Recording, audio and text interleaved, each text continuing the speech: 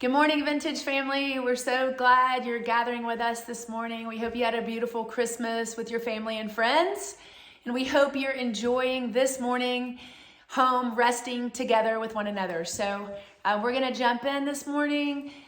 First of all, we have a couple of announcements we want to make sure you're aware of before the beginning of the year. This is our last gathering, even though it's online, so we want to be sure you're informed. First off, next Sunday, our kids are going to be in the village in their pajamas and eating Pop-Tarts. So no worries about getting your kids ready. It's going to be easy peasy. January 2nd at 11. You just throw your kids in the car in their jammies. Don't feed them breakfast. We're going to have Pop-Tarts for them that morning to have a good time in the village. And they'll run around and work all that sugar off right before you take them back.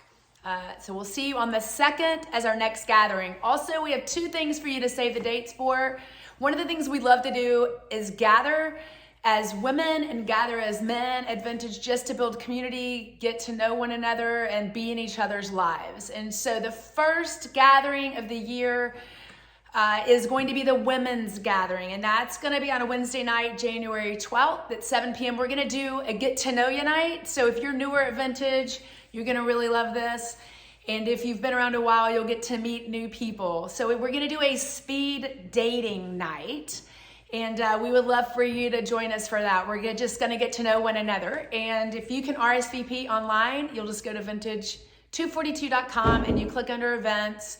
There will be an opportunity with an image that says Women's Gathering Speed Dating. If you can click on that, let us know you're coming. That'd be great. We're going to have dessert and coffee. So we'll see you on the 12th for that. And then our men are going to gather for a breakfast. And that is going to be on Saturday, January 22nd from 8:30 to 11. So come hungry, get ready to hang out with guys, get to know one another. And that's our men's event for January. Lastly, wanted to remind you that year-end offering and tithes are going to be due by December 31st. And we have someone coming into the office. Ginger will be there on the 31st from 9 to noon. So if you have anything to drop by that you want it to be tax deductible for 2021, you can either send it online or you can show up on the 31st between 9 and 12. Or if that's not convenient for you, Ginger would love to meet you any other time. You can email her at ginger@vintage242.com. So thanks for being here this morning. We're going to transition into a time with Steve. He will lead you through a short message with times to reflect, press pause on your screen, talk about some things, pray through some things as a family, and then go from there. So we're glad to see you this morning. We love you guys, and we will see you in person on the 2nd of January. Well, hey, Vintage, and happy day after Christmas. I hope you're able to take this Sunday, which we set aside just to focus on family and rest, to do just that. I hope as you're watching this, whether in the morning or the afternoon or in the evening, I honestly hope you're sitting here wearing your pajamas and just enjoying yourself and taking the time to rest today. This morning, we want to take some time, whether you're watching this individually or you're watching this as a family, to really focus on what this season has meant, and then how we're using it to move forward. The idea of asking ourselves, post-Christmas, what are we being pulled towards? What are we being pulled towards? I think about this holiday season, and I think all the time about people who say, man, Jesus is the reason for the season. And as Christians, we strive hard, if we're honest, to really focus on and keep our eyes focused on Jesus during the holiday season. But if we're honest, I mean, again and again and again, we feel pulled away, right? We get pulled in different directions. And I feel like that's just so true for so many of us. I think about my 5th grade class, Mrs. Opie's class. Mrs. Opie was one of my favorite teachers. I'll never forget this field day that we had. Now, I love field day because I was not very good in school, but I was always good athletically, right? And so this was the day I got to just, put my best foot forward and be athletic. And so this one day, we're literally, as a class, we're going into this tug of war with our opposing class, and I get to the front of the line, right? I want to be the first person right there on the line. I want everyone to be looking at me who's pulling for the other team. I want them to fear me and fear my class. And so I'm going to put myself there, and they say go, and I begin to pull with all of my might. And our team begins to win. We get momentum. We're beginning to pull, and we're pulling back towards the win. And all of a sudden, just a few seconds in, after us having momentum, there's a stalemate, kind of back and forth, not really moving anywhere. And all of a sudden, slowly, the other team begins to pull us. And I'm pulling with all of my might. I'm going to giving everything that I have. As we begin to move in the wrong direction, being pulled towards a loss, I guess all at one time, my team recognizes or thinks, hey, we've lost this. So in unison, they all just let go because I'm the first one in line. I have no idea. And all of a sudden, they let go, and I find myself airborne, holding on to the rope. I land face first into the ground, nose bleeding, his skin is pulled off, right? Because I got pulled into this loss all by myself. And I feel like so often, if we're honest, that's what Christmas feels like. All right, we get pulled in the wrong direction. We get pulled in that moment to the place that we don't want to be. As we end this holiday season, right, after having looked at the arrival of Jesus and looked at his coming and then celebrated Christmas yesterday, we get to the point now and say, all right, now that we've focused on Jesus, he's come, we celebrated Christmas. The question is, what are we being pulled towards and what are we giving ourselves to in this upcoming year of 2022? That's what I'm looking for. What are we being pulled towards? We don't want to be like me in fifth grade getting pulled in the wrong direction. We want to find ourselves being pulled towards Jesus. This morning, or this afternoon, or this evening, wherever you are, I want to take time and I'll look at a couple different stories. They're post-Christmas stories. They are both of these stories have different responses from different people and how they responded to Jesus post-Christmas. The idea of what they were pulled towards and what they engaged. I'm going to look at these two stories. It's the story of the Magi and King Herod, and then we're going to look at Luke chapter 2, and just again, the shepherds, the familiar story of the shepherds who experienced Jesus and what their response was immediately following their experience and the seeing of Jesus. So let's look at Matthew chapter 2, verses 1 through 12. I'm going to read right here. You can follow along if you want. After Jesus was born in Bethlehem in Judea, during the time of King Herod, Magi from the east came to Jerusalem and asked, "Where is the one who has been born King of the Jews? We saw his star when it rose and have come to worship him." When King Herod heard this, he was disturbed, and all Jerusalem with him. When he had called together all the people's chief priests and teachers of the law, he asked them where the Messiah was to be born. "In Bethlehem of Judea," they replied, "for this is what the prophet has written. But you, Bethlehem, in the land of Judah, are by no means least among the rulers of Judah, for out of you will come a ruler who will shepherd my people Israel." Then Herod called the Magi secretly and found out from them the exact time the star had appeared. He sent them to Bethlehem and said, "Go and search carefully for the child. As soon as you find him, report to me so that I too may go and worship him." After they had heard the king, they went on their way, and the star they had seen when it rose went ahead of them till it stopped over the place where the child was. When they saw the star, they were overjoyed. On coming to the house, they saw the child with his mother Mary, and they bowed down and worshipped him. Then they opened their treasures and presented him with gifts of gold, frankincense, and myrrh. And having been warned in a dream not to go back to Herod, they returned to their country by another route. Powerful story. Again, we see the Magi and their response after Christmas. We see Herod's response again after Christmas. Now, the Magi historically are an interesting group of people. I encourage you to read about them sometime. They are not Jewish. They are from a foreign country, but they recognized and they honored Jesus' arrival. They were aware and they were aware of and were looking. They were looking. And when they looked, they found Jesus and they were pulled towards him. This Magi response, when they were looking and taking time to engage, they saw the star and they were drawn towards and they were pulled towards Jesus. I want you to take some time and press pause for a moment on the video, and I want you to answer this question. What is your plan to live aware of and looking for Jesus in this upcoming season? What is your plan to live aware of and looking for Jesus in this upcoming season? Take a few moments, whether it's you together by yourself or with your family, and just press pause. Say, what am I doing in this upcoming season to focus on and be pulled towards Jesus? Now, the second piece of the story I want you to see is King Herod.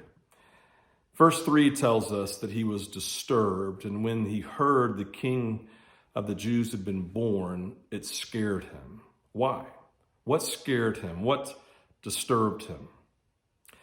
He was pulled away from Jesus because power and control in his life, it was threatened. And his insecurity led him to try and have Jesus killed. You see that picture. Jesus was born. He hears about it, and he's pulled away from this reality by his own insecurity, by his own fear of the loss of control. If we're honest, this type of thing happens every day, and honestly, it can happen to us. We pull away from Jesus whenever we trust self, when we try and control things and trust our own strength to make things happen. That's the great fear of any moment in our life, is that we pull back, trust self, stop listening to Jesus, stop trusting him, and lean into and keep control of our lives in our own strength.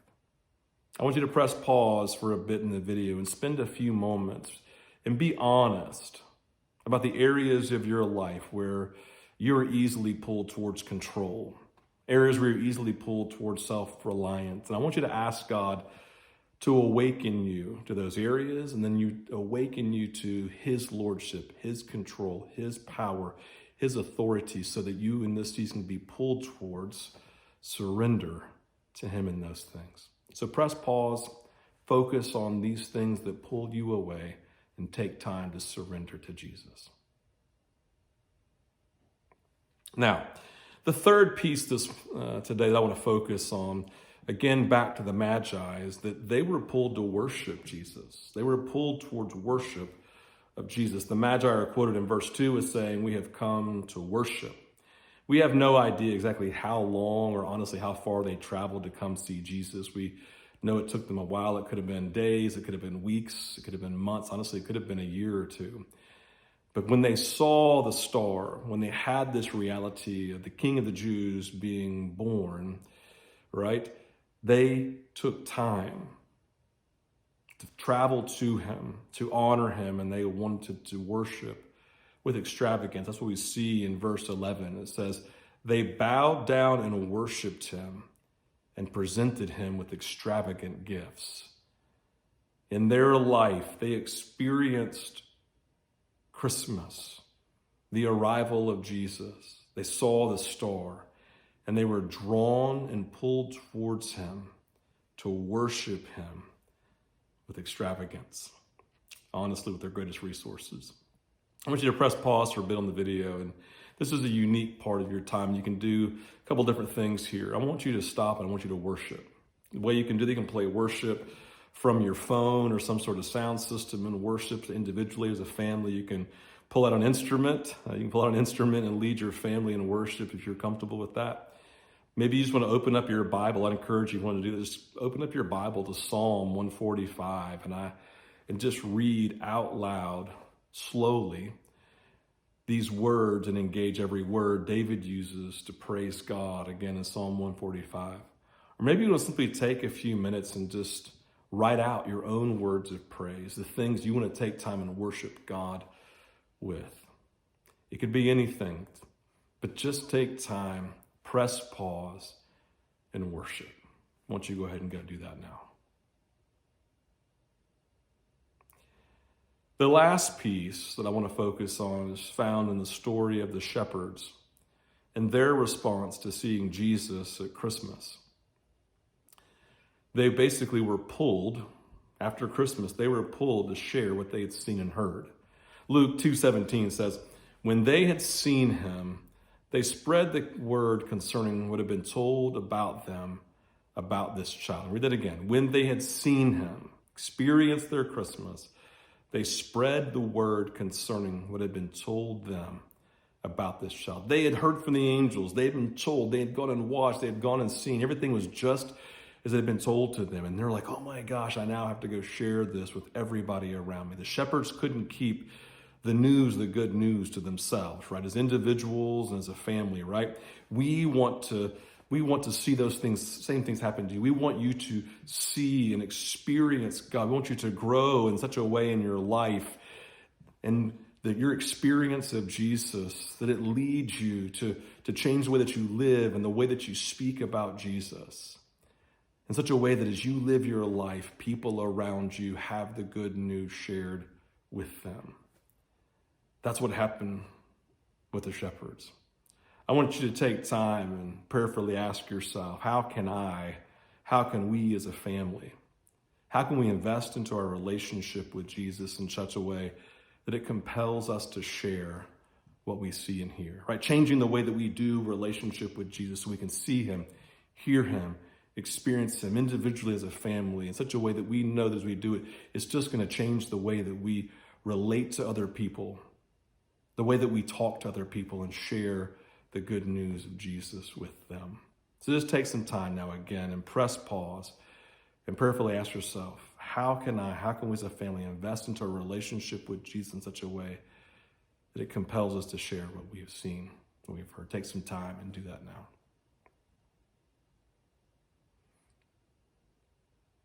All right. Well, I hope this time has been beneficial for you. Again, I hope you've taken time today to focus on your family. I hope you've taken time in this to recognize the need to be aware of what you're being pulled towards post-Christmas. Don't be like me, getting pulled to the ground because I've given my time and energy to things that ultimately aren't helpful, right? Take some time in your own life. Be aware of Jesus post-Christmas. Give yourself to these pieces. And let's give ourselves in 2022 to be pulled towards Jesus in an unbelievably life-giving way. All right, guys, I love you so much. Again, Merry Christmas, Merry post-Christmas. I hope you guys are doing well, and we look forward to seeing you in a week or so. Have a great day. Thanks for joining us this morning. We love you guys. Parents with kids, if you'll jump over to the Vintage Village Facebook page, Ginger put together a short object lesson for you to do with your kids. And it's relevant to Steve's message today. So again, we love you guys. Happy New Year, and we will see you on January 2nd.